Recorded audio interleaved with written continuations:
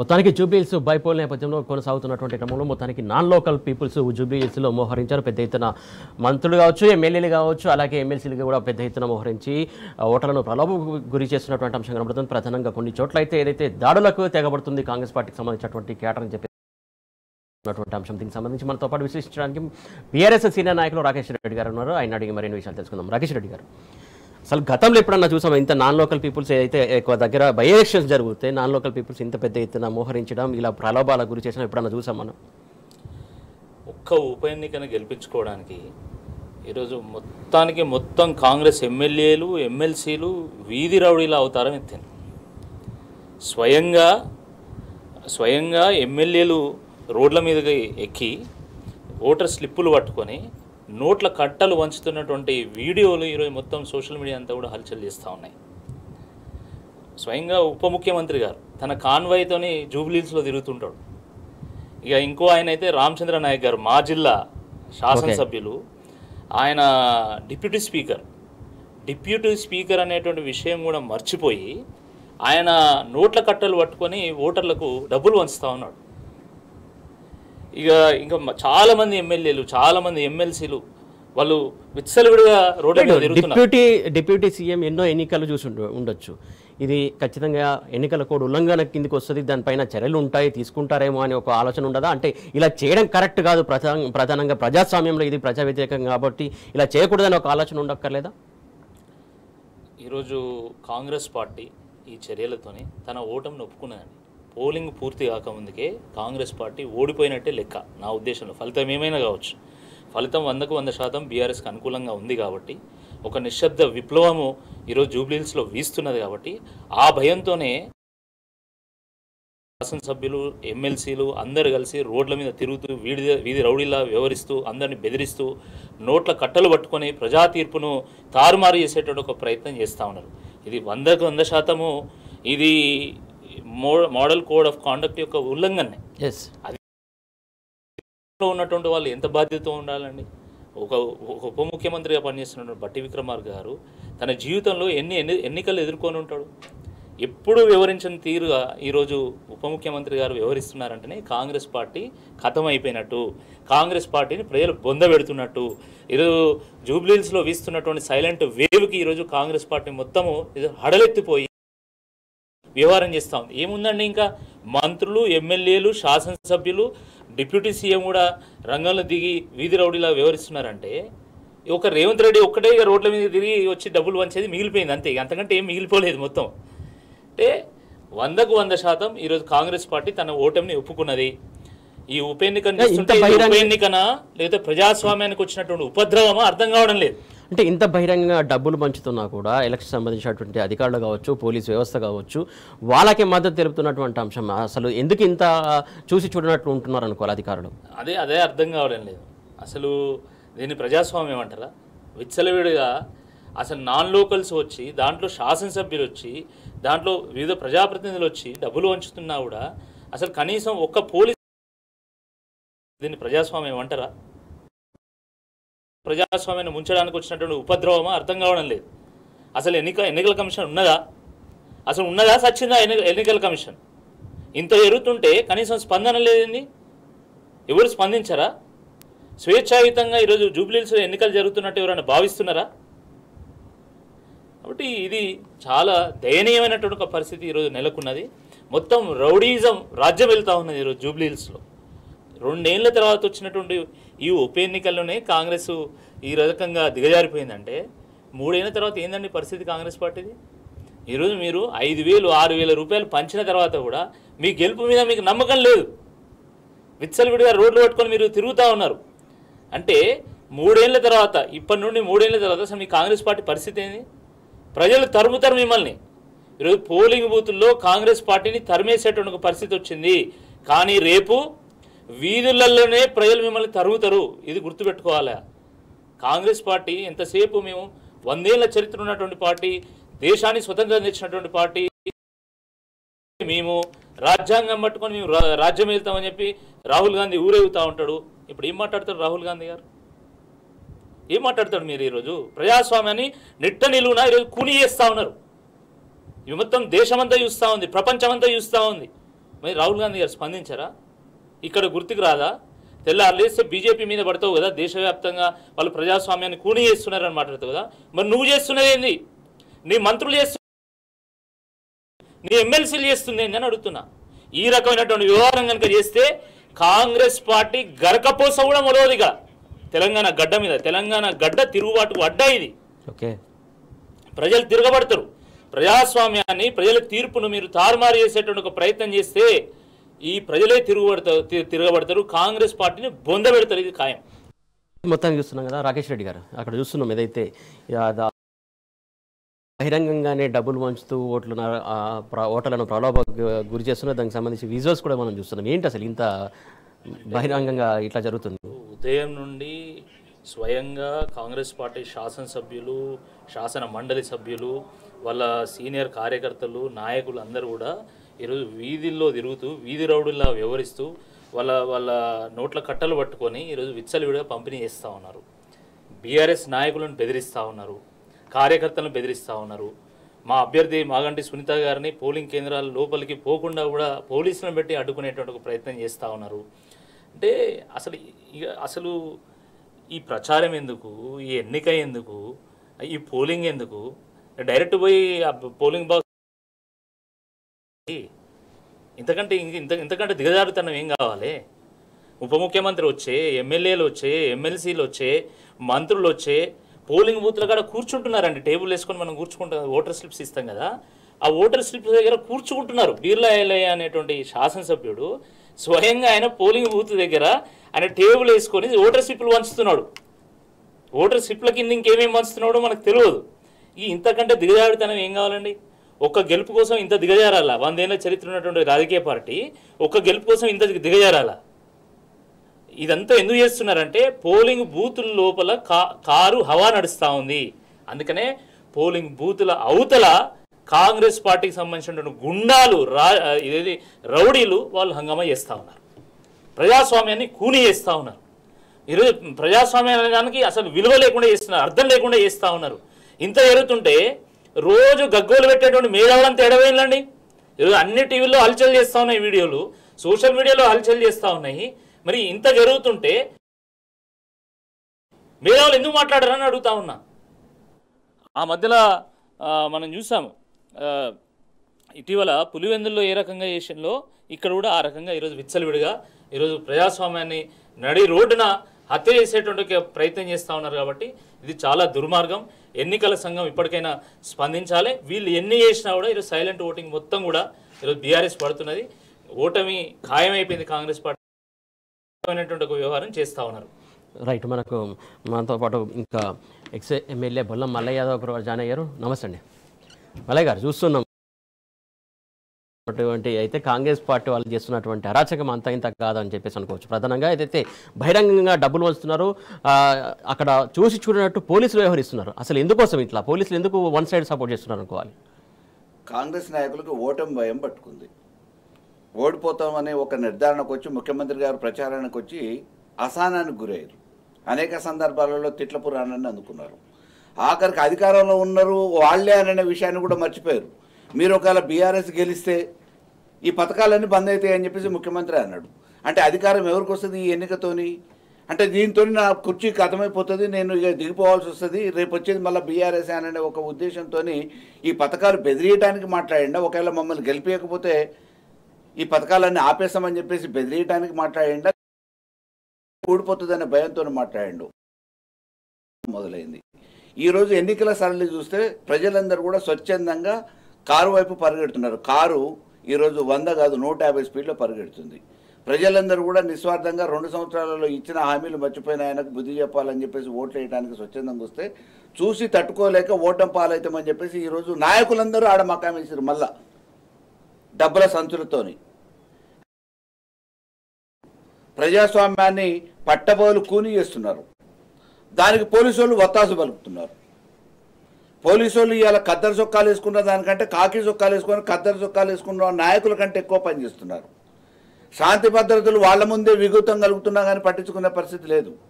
వాళ్ళ ముందే దాడులు జరుగుతూ ఉన్నాయి. బీఆర్ఎస్ కార్యకర్తల మీద, నాయకుల మీద, ఏజెంట్ల మీద బెదిరింపు చర్యలకు పాల్పడుతున్నా కానీ కనీసం పోలీసు వాళ్ళు కార్యకర్తల కంటే ఘోరంగా పట్టించుకోకుండా పక్కకు నెట్టేస్తున్నారు. పోలీసు అనే విషయమే మర్చిపోయారు. ఒంటి మీద కద్దరు బట్టలు ఉన్నాయా, కాకి బట్టలు ఉన్నాయా, తెల్లని సోయిలో ఉండి ఇటువంటి పరిస్థితి ఇంత ఓటమి భయం పట్టుకొని వాళ్ళ వైఫల్యాలు ఈరోజు ఓడగొడుతున్నాయి. 4 కోట్ల ప్రజానికం తరపున ఈ 4 లక్షల మందిని తీర్పు చెప్పబోతున్నారు అనే విషయాన్ని పసిగట్టిన అధికార పార్టీ నాయకులందరూ అధికారాన్ని ఉపయోగించుకొని పోలీసు వాళ్ళని అడ్డం పెట్టుకొని దౌర్జన్యానికి పాల్పడుతున్నారు. డబ్బుల సంచులతోని విచ్చలవిడిగా నీళ్ల మాదిరిగా ఖర్చు పెట్టే ప్రయత్నం. అయినా గెలవబోయేది బీఆర్ఎస్ 100%. 14వ తారీఖున పెట్టెళ్ళిపోతే ఏకపక్షంగా నిశ్శబ్ద విప్లవం జరుగుతుంది. ఇలా జూబ్లీహిల్స్ నియోజకవర్గంలో ఏకపక్షంగా కారు గుర్తు కోట్లు పడుతున్నాయి. రేపు అఖండమైన మెజారిటీతోని రైట్. ఈ నియోజకవర్గంలో నాన్ లోకల్స్ ఉండకూడదన్న ఒక నిబంధన ఉంది. కాకపోతే అందరు నాన్ లోకల్స్ ఎందుకు ఉన్నారు? ఇప్పటికి కూడా వాళ్ళపైన ఎలాంటి చర్యలు ఎందుకు బయట పంపించట్లేదు? ఓటమి భయం పట్టుకుంది వాళ్ళకి. ఎన్నికల సంఘం నియమాలను అనుగుణంగా పనిచేయాల్సిన అధికార పార్టీ నాయకులు పర్యవేక్షణ లోపం అవపడుతూ ఉంది. ఎన్నికల సంఘం వాళ్ళు డ్రోన్లు పెడతా అని అన్నారు. డ్రోన్లు పెడితే అవపడంగానే ఇమ్మీడియట్గా తీసుకుపోయి వాళ్ళ లోపల వేయాలి కదా. మేము ఇప్పుడు ఎన్నికల సంఘానికి ఫిర్యాదు చేసినాం. బీర్లాయలే అని మా దగ్గర విప్పు, ఆయన వచ్చేసి పోలింగ్ స్లిప్పులు రాస్తున్నాడు. గుత్తా అమిత్ అని చెప్పేసి నిన్న మొన్నటి వరకు డబ్బులన్నీ నియోజకవర్గానికి పంచింది ఆయనే, అమిత్ రెడ్డి. ఇంకేమైనా డబ్బులు తక్కువ పడ్డాయి అని చెప్పేసి పంపిణీ చేయడానికి వచ్చిండు. అదే రకంగా శంకర్ నాయక్ మా దగ్గర ఎమ్మెల్సీ, మా నల్గొండ ఉమ్మడి జిల్లా, ఆయన మొత్తం మానిటర్ చేస్తున్నాడు అధికార యంత్రాంగాన్ని.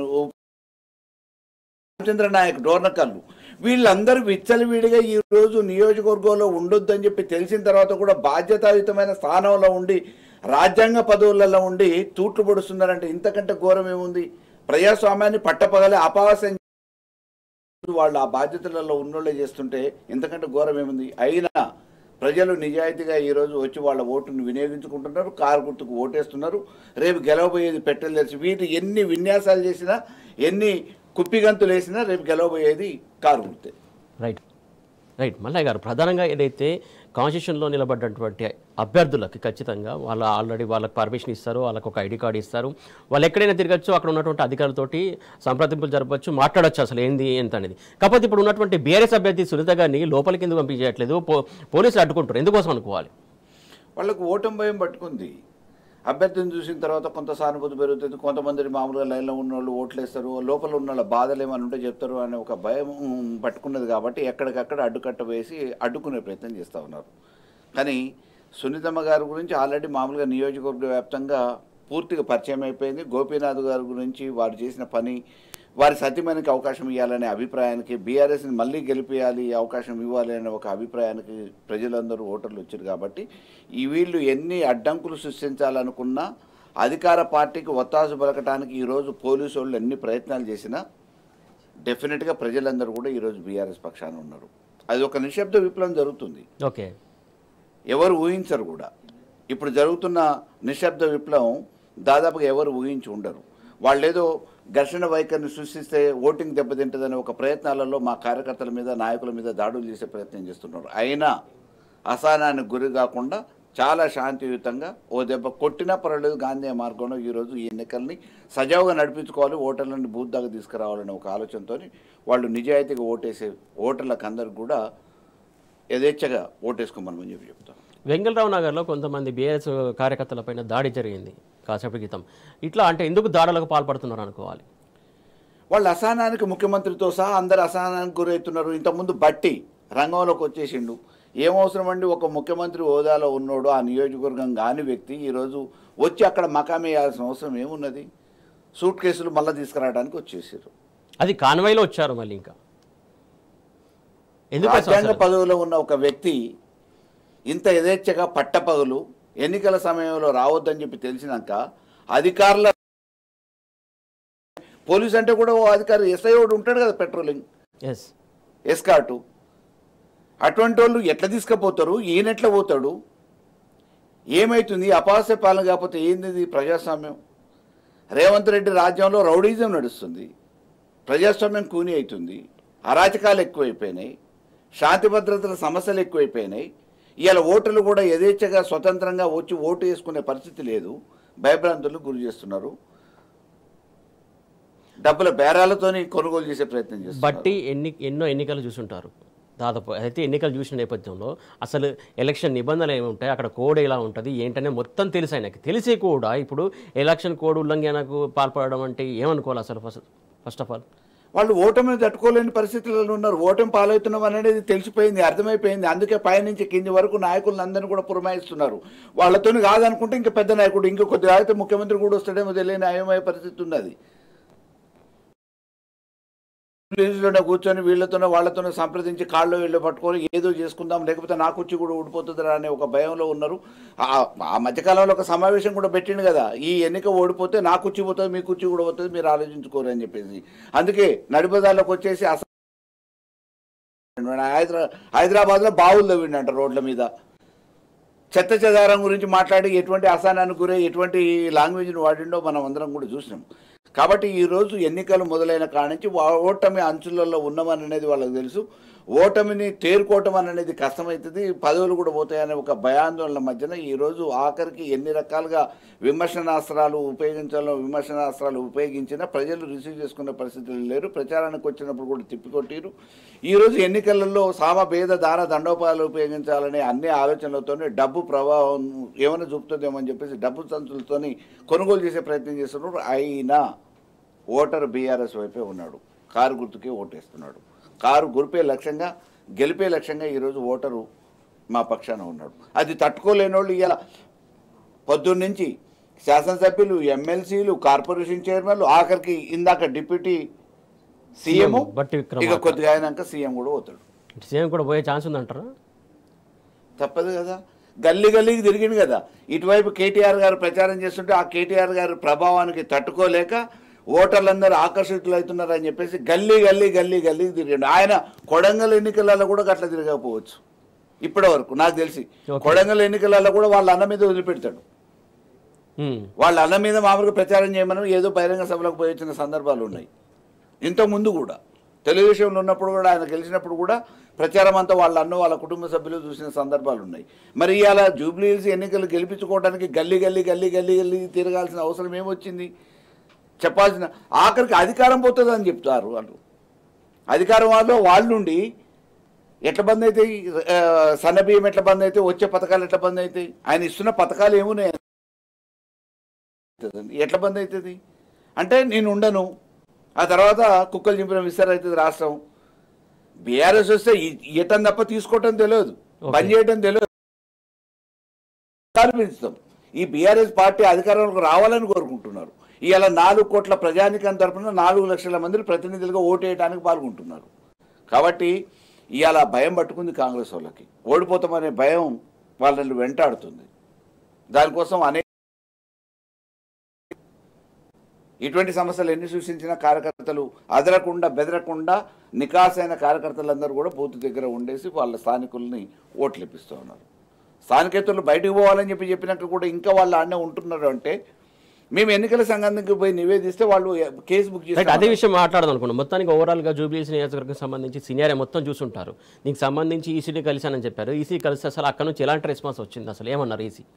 మేము ఏదైతే సాక్ష్యాధారాలతోని బూత్ దగ్గర తిరుగుతున్న వాళ్ళు కానీ పైసలు ఇస్తున్న వాళ్ళే కానీ వీడియోలు ఫోటోలు ఇచ్చిన తర్వాత సాక్ష్యాధారాలతోని వెంటనే కేసు బుక్ చేయడానికి ఆదేశాలు ఇచ్చారు. కేసు బుక్ అయిందని చెప్పి చెప్తున్నారు. కానీ వాళ్ళు ఏదైతే ఇంకా తిరుగుతున్నారు కదా, కేసు బుక్ చేయడంతో కాదు, వాళ్ళు వెంటనే పంపించాల్సిన బాధ్యత ఉన్న పోలీసులు సలాంలు కొట్టుకుంటూ తీసుకుపోతున్నారు కదా, వాళ్ళని ఎస్కాట్లు ఇచ్చి తీసుకుపోతున్నారు కదా.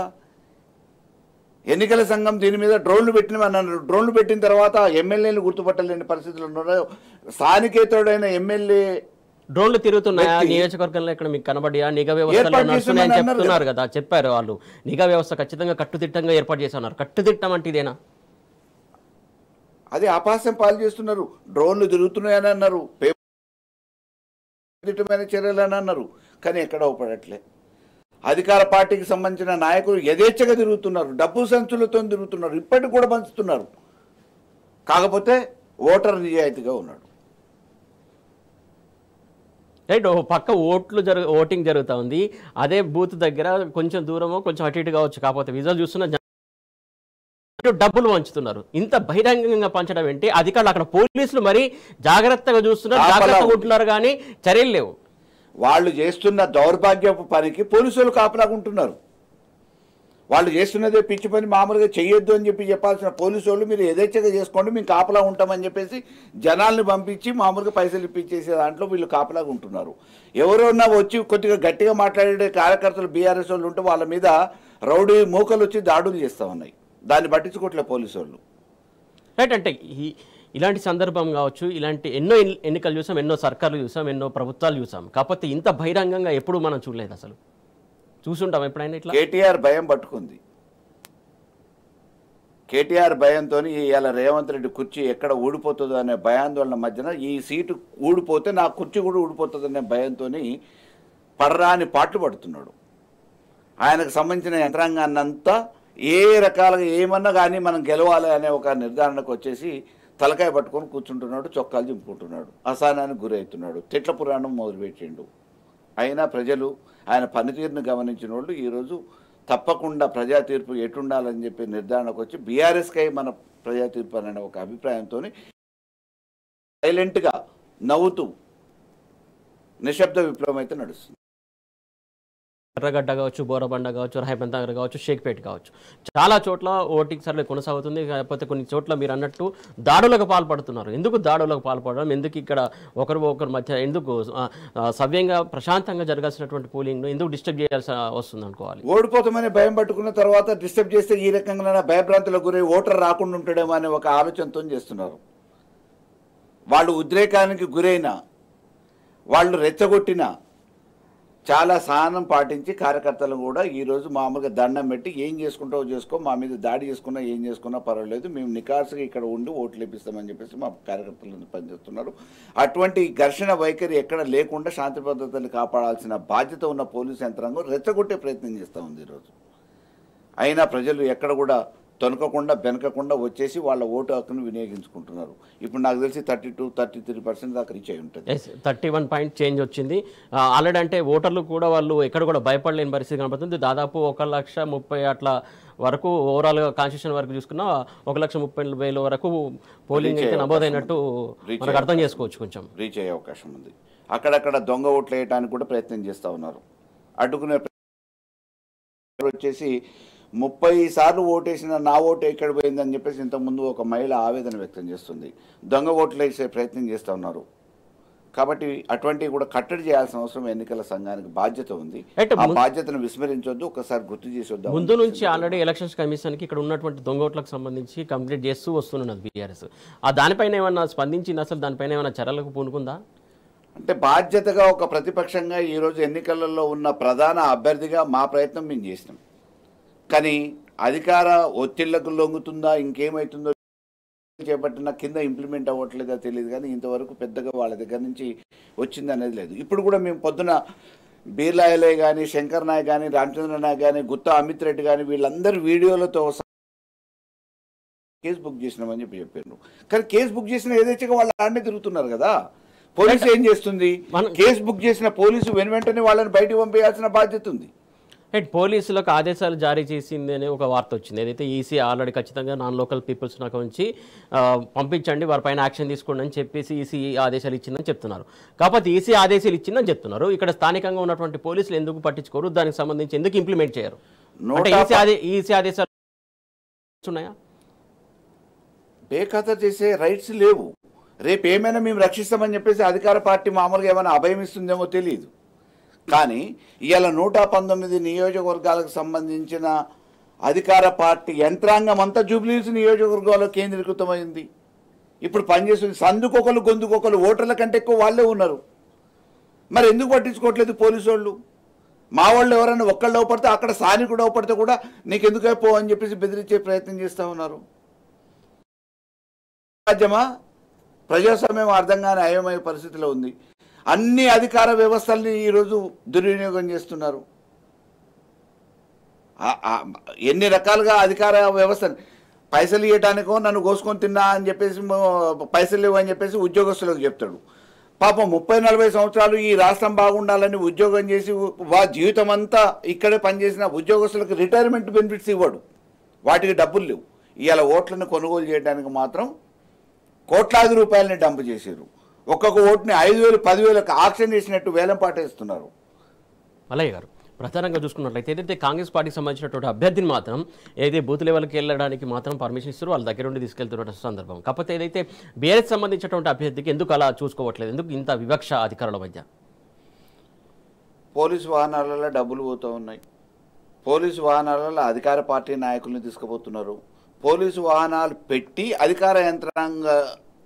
అధికార పార్టీ నాయకులకి భద్రత కల్పిస్తున్నారు.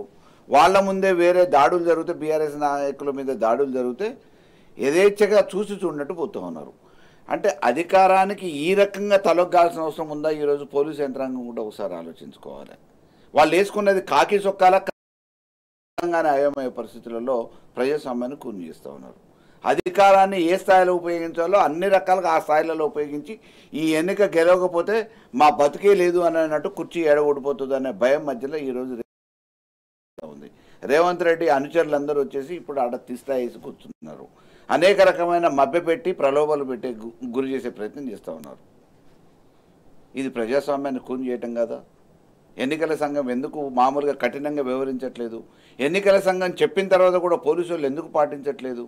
అధికారులు ఎందుకు స్పందించట్లేదు? ఎవరండదండలతో అసలు వీళ్ళు ఇంకా నాన్ లోకల్ పీపుల్స్ అక్కడే ఉంటున్నారు అనుకోవాలి. అధికార పార్టీ ఇంకా వేరే ఏముంటుంది? ఇది ప్రజలు ఆలోచించాలి, మేధావులు ఆలోచించాలి. ఇవాళ అరచేతిలో వైకుంఠం చూపించేసి అడ్డమైన అమలు కానీ హామీలు ఇచ్చేసి అధికారంలోకి వచ్చి ప్రజల్ని మోసం చేసి 2 సంవత్సరాలుగా కనీసం కాలయాపన చేసి డైవర్షన్ పాలిటిక్స్ నడిపించి ఇవాళ ప్రజలు ఆయన తిరస్కరిస్తున్నారని చెప్పేసి గుర్తించి తిరస్కారానికి గురవుతున్నా అని చెప్పేసి గమనించి సామభేద దాన దండోపాలు ఉపయోగించడానికి అధికార పార్టీ నాయకుల్ని అక్కడ మోహరించి పోలీసు వాళ్ళని వాడుకొని డబ్బులతో ప్రలోభ పెట్టే గురి చేసే ప్రయత్నం చేస్తూ ఉన్నాడు. ఇంతకంటే దుర్మార్గం ఇంకోటి లేదు. రేవంత్ రెడ్డి ఇచ్చిన హామీలు నెరవేరిస్తే అధికార పార్టీ చేసిన పనులు మంచిగా ఉంటే ప్రజలు ఇవాళ ఆశీర్వదించాలి. కానీ ఆ పరిస్థితి లేదు. ఈయన మాయమాటలు నమ్మిన ప్రజలు దేవుళ్ళనే మోసం చేసినాడు, మమ్మల్ని ఎందుకు మోసం చేయడని చెప్పేసి ప్రజలు అనుకుంటున్నారు. ఎన్ని ఓట్లు తిన్నాడు? యాదగిరిగుట్ట వెంకటేశ్వర లక్ష్మీనరసింహ స్వామి దగ్గర నుంచి మొదలు పెట్టుకొని అమ్మవారి దగ్గర సమ్మక్క సారక్క దగ్గర వరకు అన్ని ఎక్కడ గుళ్ళో పడితే ఆ గుళ్ళ మీద ప్రమాణం చేసి మోసం చేసిన నాయకుడు మమ్మల్ని మోసం చేయటం ఒక లెక్కన అని చెప్పేసి అనుకుంటున్నారు. ఇటువంటి మోసగారికి కర్రు కాసి వాత పెట్టాలనుకుంటున్నారు. రేపు జరగబోయేది అదే. దాన్ని తట్టుకోలేక జీర్ణించుకోలేక అడ్డుకునే ప్రయత్నంలో ఈరోజు అనేక రకమైన ప్రయత్నాలు అధికార పార్టీ చేస్తుంది. రేవంత్ రెడ్డి అండదండలతోని, అధికార పార్టీ ప్రభుత్వం అండదండలతోని. కాబట్టి కాకి చొక్కాలలో ఆలోచించుకోలేదు. ఇది శాశ్వతం కాదు. ఖద్దరు చొక్కాలు వేసుకోలేదు మీరు, అది గమనించాలి. రానున్న ప్రభుత్వం బీఆర్ఎస్ఏ, రానున్న నాయకుడు కేసీఆర్ కేటీఆర్ఏ. గమనించి వాళ్ళ బాధ్యతలు విధులు పార్టీ సక్రమంగా నిర్వహిస్తే బాగుంటుంది. వీటన్నిటికీ కూడా వీడియోలు ఉన్నాయి. డెఫినెట్గా వీళ్ళ మీద మామూలుగా చర్యలు తీసుకోమని చెప్పేసి రేపు న్యాయస్థానాన్ని అప్రోచ్ చేస్తాం. దానికి సంబంధించిన ఫోరమ్స్ అన్నిటి కూడా అప్రోచ్ చేస్తాం. అది వేరు. కానీ ఈరోజు అక్రమాలు జరగకుండా, దౌర్జన్యాలు జరగకుండా, శాంతి భద్రతలకు విఘాతం కలగకుండా, ప్రలోభ పెట్టకుండా, ఓటర్లను భయభ్రాంతులను చేయకుండా చూడాల్సిన బాధ్యత ఉన్నది అధికారులు. ఆ బాధ్యతను విస్మరించొద్దని చెప్పేసి కోరుతున్నాం. ముఖ్యంగా ఇంకొకటి సార్, ప్రధానంగా కొన్ని చోట్ల చూస్తే ఏదైతే పోలింగ్ బూత్లకు సంబంధించి అంటే ఇరికిరుకు ప్లేస్లో ఏర్పాటు చేశారని చెప్పేసి, అలాగే చీకట్లో ఏర్పాటు చేశారని చెప్పేసి కొందరు చెప్తున్నటువంటి అంశం. ఎందుకు అట్లా ఏర్పాటు చేశారనుకోవాలి? అంటే అంతకు మించిన ప్లేసులు కూడా లేకపోవచ్చు. ఇప్పుడు అది అన్ని పార్టీలకి మీకు కన్వీనియంట్ ప్లేసుల్ని చూజ్ చేసుకోవాల్సిన బాధ్యత ఉన్న అధికార యంత్రాంగం ఎందుకు ఇబ్బంది పెట్టడానికి? ఇంకో రకంగా గతంలో కూడా ఎన్నికలు ఆ బూతులలోనే జరిగినాయి. అటువంటి మామూలుగా జరుగుతుంది. బాధ్యత ఉన్న అధికారులు ఎందుకు విస్మరించారు అనేది వాళ్ళకి అనుకూలంగా ఉండటానికి కొంత ప్రయత్నం జరిగింది. ఇంకోటి సార్, ప్రధానంగా ఇప్పుడు ఇంకా చాలాసేపు పోలింగ్ ఉంది, సాయంత్రం వరకు ఇంకెన్ని చూడాల్సి వస్తుంది అనుకోవచ్చు. ఏంటి అసలు? మేము ఎప్పటికప్పుడు మామూలుగా పై అధికారుల దృష్టికైతే తీసుకుపోతున్నాం. ఎన్నికల సంఘం స్పందించాలని చెప్పేసి కోరుతున్నాం. అధికార పార్టీకి సంబంధించిన నాయకులు ప్రజాస్వామ్యాన్ని కాపాడటానికి స్వచ్ఛందంగా యథేచ్ఛగా ఎవరి ఓటును వాళ్ళు వినియోగించుకునే విధంగా నిర్భయంగా వచ్చే విధంగా ఆలోచన చేయాల్సిన బాధ్యత ఉంది. ఆ విషయాన్ని విస్మరించి ఈరోజు గెలుపుని అడ్డుకోవటానికి, మా గెలుపుని అడ్డుకోవటానికి ఓటమి అంచులలో ఉన్న వాళ్ళు అనేక రకాల ప్రయత్నాలు చేస్తున్నారు. వీటి ఏమున్నా కానీ ప్రజాస్వామ్యయుతంగా ఎదుర్కోవటానికి, అడ్డుకోవటానికి మేము సిద్ధంగా ఉంటాం. అంతేకాకుండా కొన్ని చోట్ల అయితే మీరే సమస్యాత్మక ప్రాంతాలు కొన్ని ఉన్నాయి, దాదాపు 200 పైచీలు కావచ్చు. అక్కడ ఇష్యూస్ జరుగుతున్నటువంటి సందర్భం చూస్తున్నాం. కాకపోతే అక్కడ కూడా ఏదైతే అధికారులు కావచ్చు, పోలీసులు కావచ్చు, కొంచెం సీరియస్గా తీసుకున్నట్టుగా కనబడుతుంది. ఎందుకు మరి సమస్యాత్మక ప్రాంతాలను ఎందుకు గుర్తించాలి, అక్కడ సీరియస్ తీసుకోవాల్సినటువంటి అవసరం లేదంటారా? వాళ్ళు అధికార పార్టీ నాయకులకు అడుగులకు మొడుగులు ఎత్తుతున్నారు కదా. పైనుంచి కింది వరకు, కానిస్టేబుల్ వరకు, సెంట్రీ వరకు, ఈరోజు డీజీపీ నుంచి మొదలుపెట్టుకొని అందరూ కూడా అధికార పార్టీకి అనుకూలంగా వ్యవహరించడానికి ఆ యంత్రాంగం పనిచేస్తుంది. కాబట్టి ఈరోజు మామూలుగా ఓటరే నిజాయితీగా ఆలోచించి ఘర్షణ వైఖరి లేకుండా వచ్చి ఓటును వినియోగించుకుంటున్నాడు. వీళ్ళు ఏ రకమైన ప్రయత్నాలు చేసినా, అక్కడ ఘర్షణ వైఖరి తీసుకొచ్చేసి ఓటర్లను డిస్టర్బ్ చేయాలనే ఆలోచన చేసినా అటువంటి అవకాశం లేకుండా మా కార్యకర్తలు సహనం పాటిస్తున్నారు. ఓటర్లు వచ్చేసి సద్వినియోగం చేసుకుంటున్నారు. ఎప్పటికప్పుడు ఓటింగ్ ఎట్లా పెరుగుతూ ఉంటే, జనాభా వస్తుంటే అంతంత వాళ్ళు ఓటమి అంచులకు పోతున్నామని చెప్పేసి గమనించిన వాళ్ళు పొద్దున మంత్రుల పర్వం మొదలైంది, ఎమ్మెల్సీల పర్వం మొదలైంది, ఇప్పుడు డిప్యూటీ సీఎం రంగప్రవేశం మొదలైంది. ఇక కొద్దిగా అయితే సీఎం కూడా వస్తాడు. ఇక కానీ డిప్యూటీ సీఎం కూడా ఎలా రావడం అంటే ఇదంతా ఇదా అంటే అధికార బలంతో మొత్తానికి కాన్వాయ్ తోటే వచ్చరేకంగా అంటే ఎట్లా అనుకోవాలి అసలు? అధికారాన్ని ఏ స్థాయిలో ఎంత దుర్వినియోగం చేస్తున్నారు అనేది ఈరోజు తెలంగాణ ప్రజానికం ఆలోచించాలి, మేధావులు ఆలోచించాలి, ఓటర్లు ఆలోచించాలి. ఎందుకు ఇంత దిగజారి మీ దగ్గరికి అధికారం ఉన్న 2 సంవత్సరాల నుంచి ఏ పని చేస్తున్నారు అని చెప్పేసి ఓటర్లు అడుగుతున్నారు, నిలదీస్తున్నారు. జూపల్లి కృష్ణారావు నిలదీసారు. అటువంటి బయటికి రాని బహిర్గతం కానీ చాలా ఉన్నాయి. అందరి మంత్రులను నిలదీస్తూనే ఉన్నారు. మీరు నిన్నమన్నటి వరకు కనీసం పనిచేయడానికి చేత కాలేదు, మీరు ఇచ్చిన హామీలు నెరవేరడానికి చేత కాలేదు, ఇవాళ మా ఓటు కావాలని వస్తున్నారా అని చెప్పేసి నిలదీసిన సందర్భాలు ఉన్నాయి. ఇప్పుడు కూడా నిలదీస్తూనే ఉన్నారు. వాళ్ళు దిక్కుదోచిన పరిస్థితులలో ముఖం జల్లక, ప్రత్యామ్నాయం లేక ఈరోజు నియోజకవర్గాలకు వచ్చేసి డబ్బులతోనేదో ప్రలోభ పెట్టాలనుకుంటున్నారు, చీరలతోనే ప్రలోభ పెట్టాలనుకుంటున్నారు, ప్రైజులతో ప్రలోభ పెట్టాలనుకుంటున్నారు, ఇంకా రకరకాలుగా ప్రలోభ పెట్టే ప్రయత్నం చేస్తూ ఉన్నారు. ఎవరు ఏ ప్రలోభాలకు గురయ్యే పరిస్థితి తీసుకుంటారేమో, కానీ ఓటు మాత్రం బీఆర్ఎస్కి అని చెప్తున్నారు. బీఆర్ఎస్ గెలవుతుంది. ఇంకొకటి సార్, ప్రధానంగా చాలా కాలనీలో సంబంధించినటువంటి కాలనీ ప్రెసిడెంట్స్ కూడా వాళ్ళు స్పెషల్గా ఏదైతే ఓటింగ్కి సంబంధించి అవేర్నెస్ క్రియేట్ చేసి ఏదైతే పోలింగ్ శాతం పెంచడానికి వాళ్ళు ప్రయత్నాలు జరిపారు, ఆ ప్రయత్నాల్లో భాగంగా ఈ పోలింగ్ సరళి పెరుగుతుంది అనుకోవచ్చా? శాతం దాదాపుగా గతం కంటే, పోయినసారి ఎన్నికల కంటే ఈసారి పోలింగ్ శాతం పెరగడానికి అవకాశం ఉంది. ఎందుకంటే అన్ని రాజకీయ పార్టీలు కూడా ప్రత్యక్షంగా ఓటర్లందరినీ కలిసే ప్రయత్నం చేస్తున్నారు. కాబట్టి ఈసారి ఓటు హక్కును వినియోగి ఇటు ఎన్నికల సంఘం కూడా చైతన్యవంతంగా ప్రజల్లోకి తీసుకుపోయింది. కాబట్టి ఈరోజు తప్పకుండా మన ఓటును వినియోగించుకోవాలనే ఒక ఆలోచన కొంత పెరిగింది. దాని మూలన పర్సంటేజ్ పెరగడానికి అవకాశం ఉంది. ఎంత పెరిగితే అంత లాభం మాకైతుంది. రైట్. ఇక్కడ ఇంకొక అంశం గమనించాలి సార్, ప్రధానంగా ఇది పార్టీలకు సంబంధించి కాకుండా ఏదైతే ప్రభుత్వంపై వ్యతిరేకత సంబంధించి 6 బాధితులు కావచ్చు, లేకుంటే గ్రూప్ 1 అభ్యర్థులు కావచ్చు, వాళ్ళు కూడా నామినేషన్ వేశారు. వాళ్ళది కూడా ఆ ఇంపాక్ట్ ఏదైతే దాని ఇంపాక్ట్ ఎట్లా ఉండబోతుంది అనుకోవాలి? ఇక్కడ ఇప్పుడు నామినేషన్ వేసి ప్రచారం చేసేటోళ్ళ మీద పాపం దాడులు చేశారు కదా.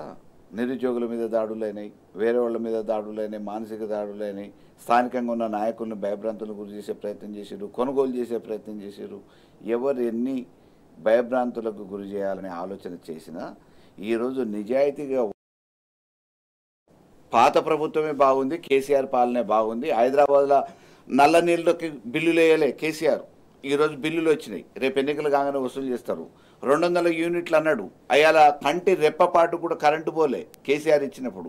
ఈరోజు ఇన్వర్టర్లు, జనరేటర్లు, కన్వర్టర్లు అవసరం పడ్డది. 200 యూనిట్ అని చెప్పేసి అని అంటున్నారు.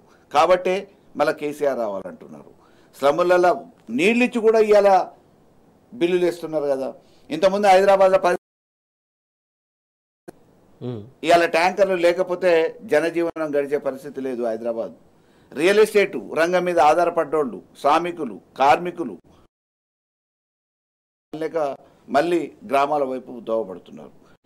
ఆ రోజు పని చేద్దామంటే చేతి నిండా పనితో పాటు బీహారు, ఛత్తీస్గఢ్, వేరు వేరు రాష్ట్రాల నుంచి వచ్చేసి ఇక్కడ స్థిరపడ్డారు. అటువంటి రియల్ ఎస్టేట్ రంగాన్ని హైడ్రా పేరు మీద కుప్పకూల్చేసారు.